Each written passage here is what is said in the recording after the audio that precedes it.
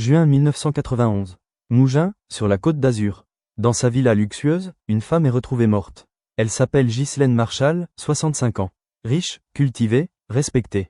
Son corps est découvert dans la cave. Elle a été violemment frappée à la tête. Mais le plus choquant, c'est ce message, écrit avec son sang, sur la porte: Omar m'a tué. 2 mots, un nom, un accusé tout désigné. Ce nom, c'est celui de son jardinier. Omar Haddad, 29 ans, marocain, analphabète, sans histoire. Pour les enquêteurs, pas de doute, la victime a désigné son assassin. Omar est arrêté, mais dès le départ, l'affaire intrigue. Pourquoi cette faute d'orthographe? M'a tué. Comment une femme aussi instruite aurait-elle pu écrire ça?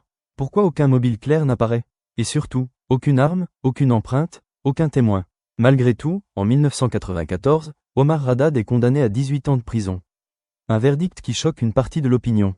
Beaucoup crient à l'erreur judiciaire. En prison, Omar ne cesse de répéter: je suis innocent.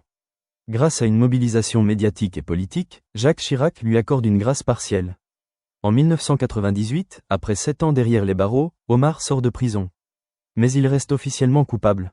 L'affaire aurait pu s'arrêter là. Mais la science s'en mêle. En 2001, puis en 2015, des analyses ADN révèlent un détail crucial.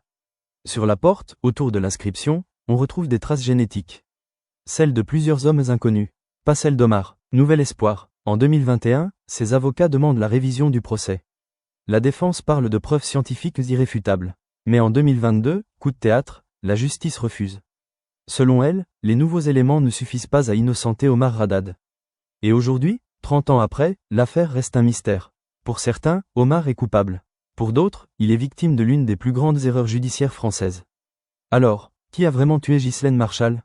Et pourquoi l'a-t-on accusé, lui, Omar Haddad?